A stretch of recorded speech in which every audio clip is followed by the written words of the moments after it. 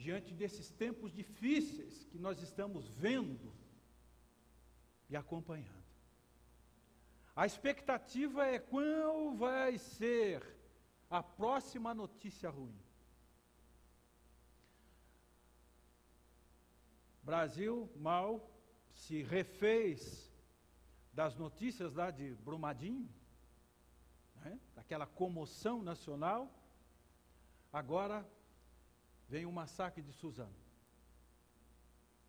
Depois, Nova Zelândia, um ataque dentro de uma mesquita, onde os muçulmanos estavam ali buscando o Alá, seu Deus. E já aconteceu algo semelhante também numa igreja católica em Campinas, né? Quantas pessoas estão sofrendo hoje porque perderam seus entes queridos, principalmente adolescentes, que vão para a escola. Como eu disse hoje pela manhã, eu sou do tempo em que a escola era um lugar seguro.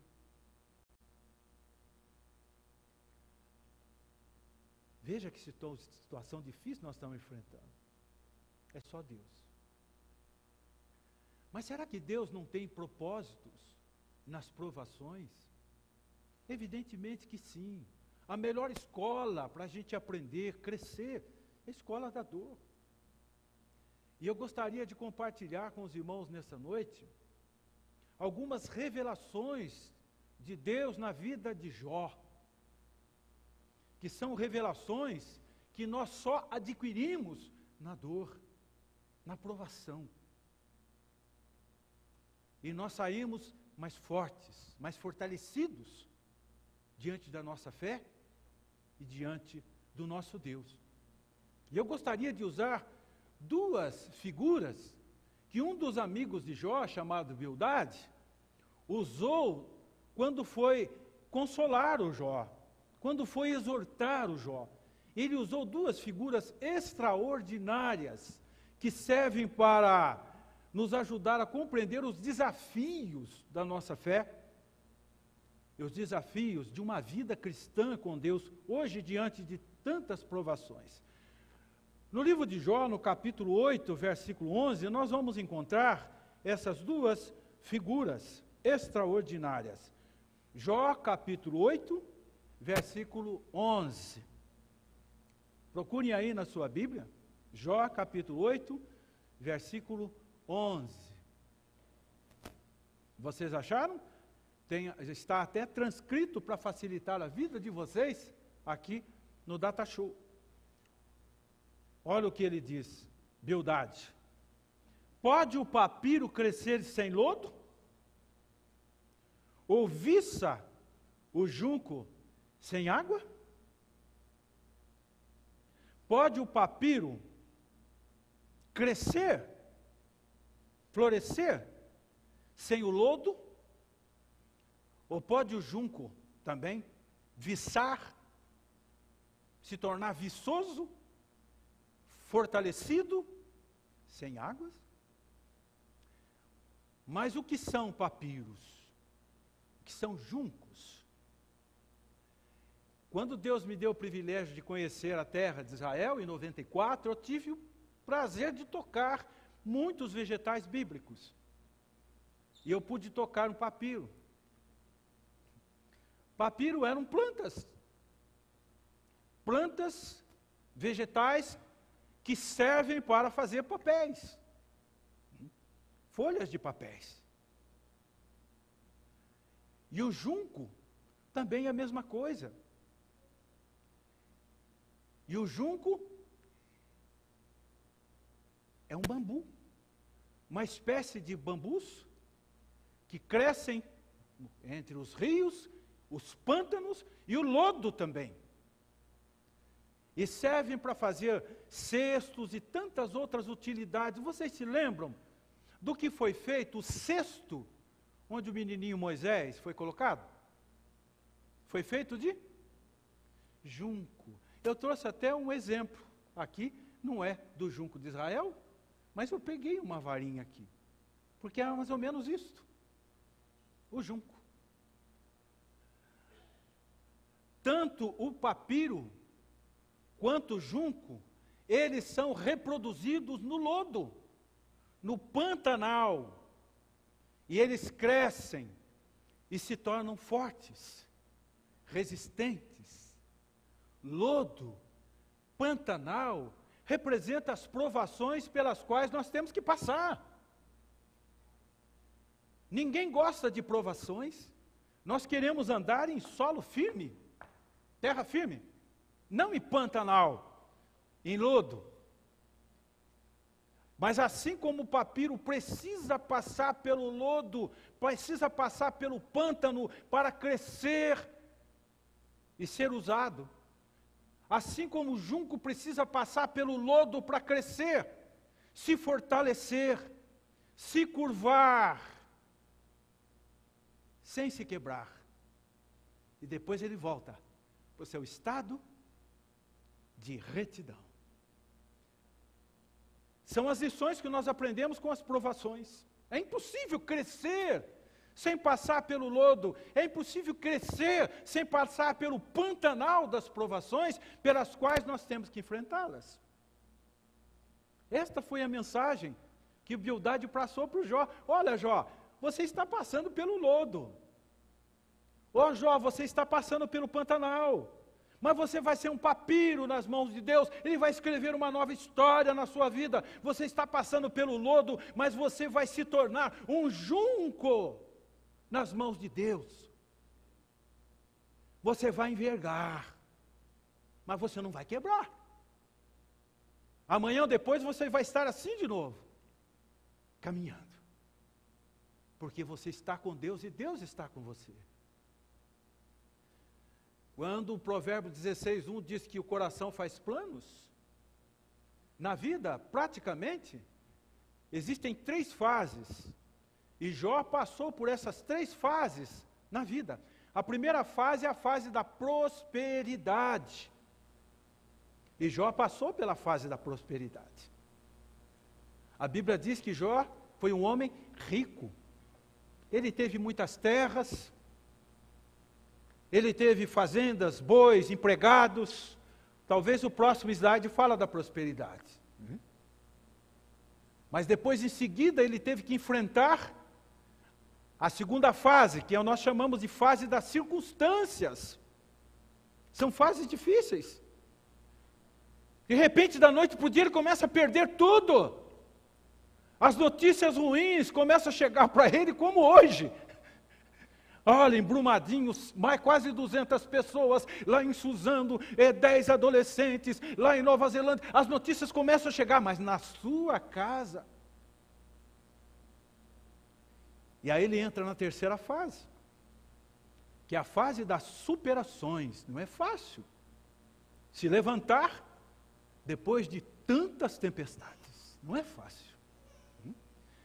Mas a Bíblia diz lá em Jó 2:22, vamos ler juntos? Como é bom ler isso, né?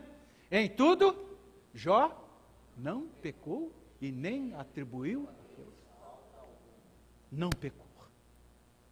Ele, depois de ter passado por todas as suas provações, ele se tornou um junco silvestre nas mãos de Deus. E um papiro branquinho, para que Deus pudesse escrever uma nova história. E mudou o Senhor a sorte de Jó, deu a ele tudo em dobro, e Jó foi abençoado, e o Senhor ouviu a oração de Jó. Uma nova história. Quem sabe você está passando por esta provação, porque Deus quer escrever na sua vida uma nova história. Mas para isso você tem que ser um junco. Você enverga, mas não quebra. Em tudo isto Jó não pecou e nem atribuiu a Deus falta alguma. Ele disse: nu saí do ventre da minha mãe, nu voltarei. Eu não vou negar o meu Deus e a minha fé.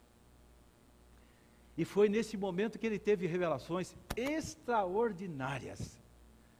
E eu gostaria de pausadamente de que nós pudéssemos experimentar também essas revelações. Quem sabe, nesta provação que você está passando, Deus já está revelando a você essas revelações que Ele revelou a Jó.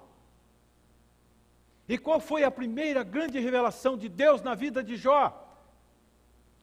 Vamos ver no capítulo 42, que é o final da história. Capítulo 42. Então respondeu Jó ao Senhor: bem sei que tudo podes, e nenhum dos teus planos pode ser frustrado. Quem é aquele, como disseste, sem conhecimento encobre o conselho? Na verdade falei do que não entendia, coisas maravilhosas demais para mim, coisas que eu não conhecia. Escuta-me, pois havia dito, eu falarei e eu te perguntarei, tu me ensinarás. Eu te conhecia só de ouvir falar, mas agora os meus olhos te veem. Olha que coisa extraordinária, isso é de arrepiar qualquer um. Isso foi lá no meio da lama, do lodo, do pântano das provações, que ele teve essa revelação. Mas qual é a diferença entre você conhecer Deus de ouvir falar e conhecer Deus com seus próprios olhos da fé? A diferença é clara. Conhecer Deus de ouvir falar significa você conhecer Deus através de experiências de outros, através da busca de outros, através do testemunho de outros, através de orações de outros. Mas e a sua experiência com Deus? E qual é a sua experiência com Deus? Existem muitas maneiras de você conhecer pessoas. De repente alguém chega para a Adriana e pergunta: Adriana, você conhece fulano de tal? Você deve conhecer. Passa tanta gente lá pelo seu salão. Aí você vai pensar: eu conheço de vista. Né? Mas você não conhece, John, aquela pessoa? Olha, eu conheço de passagem. Mas você não conhece, seu Valdemar? Conheço, eu já ouvi falar. Mas você não tem uma experiência com essa pessoa, você não tem contato com essa pessoa, você não tem intimidade com essa pessoa. Isso é conhecer Deus de segunda mão. Mas a escola da aprovação, o momento da aprovação, é um momento quando Deus se revela. Você fala: olha, eu só te conhecia de ouvir falar, mas agora estou vendo, com os olhos da minha fé.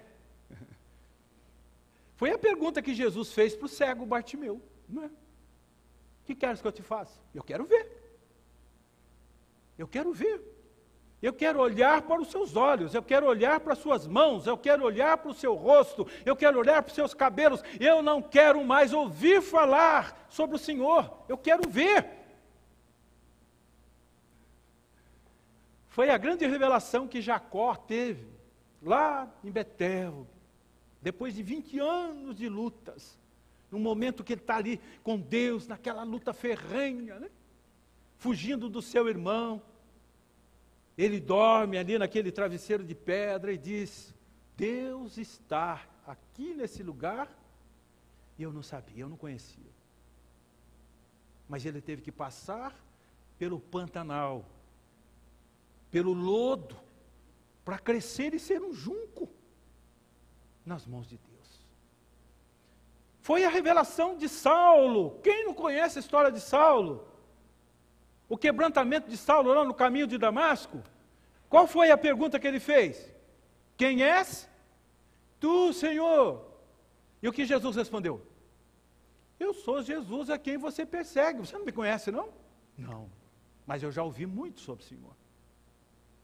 Aliás, eu persigo aqueles que dizem que te conhecem. Mas agora estou te vendo. E depois Paulo escreve: eu sei quem eu tenho crido. Quem nele crê jamais será confundido. Ele descobriu Deus na sua vida. E em tudo Jó não pecou. E não atribuiu a Deus falta alguma. Deus então tirou seus pés daquele lodo, daquela lama, daquele pântano, e colocou seus pés sobre a rocha. E ainda colocou nos seus lábios um novo cântico, um hino de louvor a Deus. E é o propósito de Deus para a sua vida, para a minha vida. E a pergunta que eu tenho para os irmãos é a seguinte: você conhece Jesus? Será que você conhece mesmo? Ou conhece de ouvir falar? Eu escuto o pastor falar todo domingo. Eu escuto na escola dominical, escuto no rádio, escuto na TV, mas você conhece mesmo Jesus? Eu até me lembro de um exemplo que de vez em quando eu solto aqui para vocês, de um missionário que estava eufórico para pregar, e ele foi para a Índia. E quando chegou na Índia, ele tomou um táxi, foi para uma cidadezinha pequena, né? E ele já queria logo evangelizar o taxista. Então ele foi logo perguntando para o taxista, o senhor conhece Jesus? Sabe o que o taxista respondeu, Levi?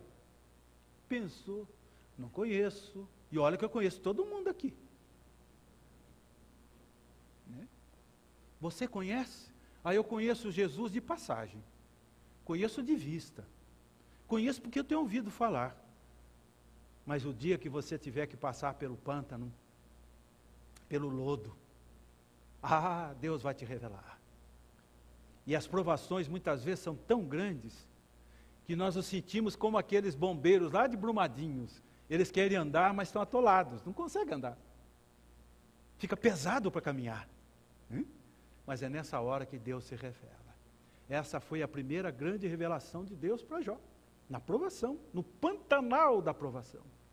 Vamos para a segunda revelação. Segunda revelação de Deus a Jó foi a infalibilidade de Deus. É uma palavra bem teológica. Nós aprendemos, quando estamos estudando teologia, algumas matérias sobre os atributos de Deus. E uma delas se chama teologia sistemática, onde nós colocamos cada coisa no lugar, estudando a Bíblia. E um dos temas é sobre a infalibilidade de Deus, a imutabilidade de Deus. E depois de ter passado por essa provação tremenda, o Jó reconhece e diz aqui no versículo 2, bem sei que tudo podes, e nenhum dos teus planos podem ser frustrados. Nenhum dos seus desígnios podem ser frustrados. Em outras palavras, Jó está dizendo, se alguém falhou aqui até agora, quem foi? Fui eu. Porque Deus não pode falhar. Eu posso não estar compreendendo tudo isso pelo qual estou passando. Está muito difícil. Olha, será que alguém aqui seria capaz de convencer algum pai, alguma mãe que perdeu seus adolescentes em Suzano na escola a se consolar, a se contentar com suas palavras? Impossível. Impossível. Mas nós podemos crer que Deus é infalível. Ele tem planos e propósitos em todos os seus desígnios. Talvez hoje não compreendemos, mas amanhã, com certeza, essas revelações vão acontecer na vida de toda essa gente, se buscar a Deus. No final, Jó compreendeu tudo, entendeu tudo. No tempo de Deus. Veja o que ele escreve, por exemplo, em capítulo 5, versículo 9. Ele faz grandes coisas inescrutáveis, e maravilhas que não se podem contar. Isso vai de encontro com o Salmo 145, 3. Grande é o Senhor e muito digno de ser louvado, e sua grandeza é insondável. O que são coisas inescrutáveis? Coisas inescrutáveis são coisas que não se pode medir, que não se pode entender, que não se pode contar, que não se pode sondar. São coisas que fogem da nossa mente. A nossa mente tem um teto. Passou dali, nós não entendemos nada. É por isso que Deuteronômio 29, 29, diz que as coisas reveladas a nós pertencem. E as não reveladas, somente ao Senhor teu Deus, que sabe todas as coisas. Nossa mente é limitada. Nós podemos tentar até certo ponto, né? Eu estava olhando aqui esse piso, enquanto punha as luzes que brilhavam, né? Essa madeira aqui chama tauari. Mas de onde veio essa madeira? De uma árvore, não veio? De uma árvore. Mas de onde veio essa árvore? De uma raiz. Mas de onde veio essa raiz? De uma semente. Mas de onde veio essa semente? De uma árvore de tauri. Da onde veio essa tauri? Essa árvore? De uma raiz. E você vai ficar igual o cachorro atrás do rabo. Até você dizer, não, essa semente de árvore tauri é obra do Criador. Pronto. Pronto. Jó, então, ele teve que se entregar. Falei de coisas que não entendia, coisas maravilhosas demais para mim, coisas que eu não conhecia. Deus é muito grande, Deus é tremendo. E nós somos tão pequenos diante dele. Eu posso não compreender agora as coisas pelas quais eu estou enfrentando, mas eu tenho certeza que ele tem propósito em tudo isso que está se passando na minha vida, com certeza. Portanto, o melhor é obedecer, para compreender depois. Como pode um vaso perguntar ao olheiro, por que me fizeste assim? Porventura não tem o olheiro domínio sobre o barro, para fazer o tipo de vaso que ele quiser fazer? Nós somos apenas vasos, nas mãos do olheiro. E ele conhece a capacidade de cada um, até onde esse junco pode envergar. Quem sabe o Rogério pode chegar até aqui, mas a Ana Rita já vem até aqui. E a Bíblia diz que não vos sobreveio tentação que não fosse humana, mas Deus é fiel e não permitirá que sejais tentado além das vossas forças. Ah, a Rita está aqui, mas envergou um pouquinho, Deus já tira a mão. Não, vamos deixar ela voltar. Ele conhece a capacidade de cada um. Mas o propósito de Deus é o mesmo. É fazer de nós papiros e juncos silvestres para ser usados. E aí a terceira revelação de Deus na vida de Jó foram os seus ensinamentos.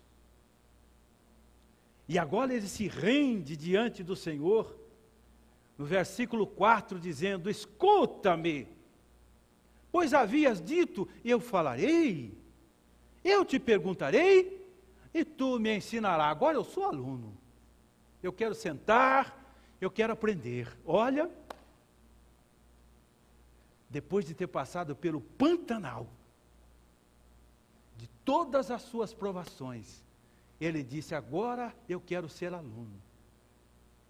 Tudo que sei é que nada sei. Eu quero aprender. Nada melhor do que uma boa aprovação para reconhecermos que nada somos e nada sabemos. Não é, irmã Francisca? Nada sabemos. Eu nunca me esqueço de alguém que foi assistir mais uma ação de corpos, e a sua vida nunca mais foi a mesma. Uma pessoa orgulhosa, vaidosa, maldosa, se tornou um cordeiro. Veja o que uma exumação pode fazer. Um cordeiro. Não sou nada. Eu quero aprender. Jesus foi chamado mestre dos mestres, Rabi. Rabi, era assim que chamava Jesus. E Jesus não tinha um seminário, uma escola. Jesus ensinava na sinagoga, mas ensinava andando pelos caminhos. E a gente fazia igual Sócrates, pelos caminhos, andando. Ele ia encontrando as coisas pelo caminho, ele ia aplicando, ele encontrava ovelhas, sementes, pássaros, e ele ia fazendo as aplicações, e os seus alunos iam aprendendo, e os seus ensinamentos mudavam, transformavam, regeneravam, e salvavam e libertavam as pessoas. Aí o Sinédrio enviou uma escolta de soldados para prendê-los. E os soldados ficaram ali, ouvindo. e voltaram sem o preso. E os generais então perguntaram: cadê o Jesus? Vocês não prenderam? E sabe o que foi que os soldados responderam? Nunca ninguém jamais falou como este homem. Quando ele falava, ele transformava, regenerava. E um dia ele chamou seus discípulos e disse: no mundo passais por aflições. Tem de bom ânimo. Nada melhor do que a escola da aflição, da provação, para nos ensinar, para crescer, para se tornar um junco silvestre nas mãos de Deus. Eu queria concluir esta palavra, lembrando os irmãos, da maior de todas as revelações de Deus na vida de Jó, na minha meditação. Essa foi a revelação que Deus me deu. Que a sua maior revelação na vida de Jó, sabe qual foi? Talvez ele até tenha ficado surpreso. A maior revelação de Deus na vida de Jó foi explicar a ele o motivo principal de todas as suas provações. Aí os irmãos poderiam perguntar: mas qual foi, pastor? Qual foi o motivo principal? Dar uma lição em Satanás. E nesse ponto, em Jó 1, 8, 9, 10, nós encontramos um Deus que tem bom senso. É interessante como Deus tem bom senso. Quando nós pensamos em Deus, né, nós pensamos com todo aquele temor que nós temos no coração, né? Mas Deus tinha bom senso também. E um dia, quando o diabo estava perambulando pela terra, olha o senso de Deus. De onde vem Satanás? Porque Satanás não faz outra coisa, a não ser atazanar a vida dos filhos de Deus. Ele é o nosso acusador, que nos acusa na presença de Deus de dia e de noite. De onde vem Satanás? Ele vem de rodear a terra. 1 Pedro 5,8 diz que eu sou um leão que vive ao derredor, procurando alguém para devorar. Estou rodeando a terra. Eu não tenho o que fazer. Então, Deus resolveu dar uma cutucada no leão. Eu vou dar uma cutucada em você agora. Observasse o meu servo Jó? Ele é um homem íntegro, justo, reto, temente, que se desvia do mal. O diabo deu risada, disse: é impossível. É impossível ter um ser humano assim. Deus cutucou. Ele disse: tem, e ele se chama Jó. Ah, bom, ele tem mesmo. O Senhor o cercou com riquezas, com bens, com prazeres. É um homem mais rico da terra. Por isso é que ele é temente a ti, se desvia do mal. Toca no que ele tem, para ver se ele não te nega. E Deus disse: pode fazer isso. Eu sou onisciente, eu conheço o coração dele. Pode tocar, só não tira a sua vida. E Jó então passou pelas 3 fases da vida. Pela prosperidade. Teve tudo, do bom e do melhor. Depois ele passou pela fase das circunstâncias, perdeu tudo. As circunstâncias são surpreendentes, são inevitáveis. Nós nunca sabemos quando elas virão. Perdeu tudo. E depois ele passou pela fase da superação. E ele não atribuiu a Deus falta alguma. E o diabo então teve que abaixar a cabeça e ir embora.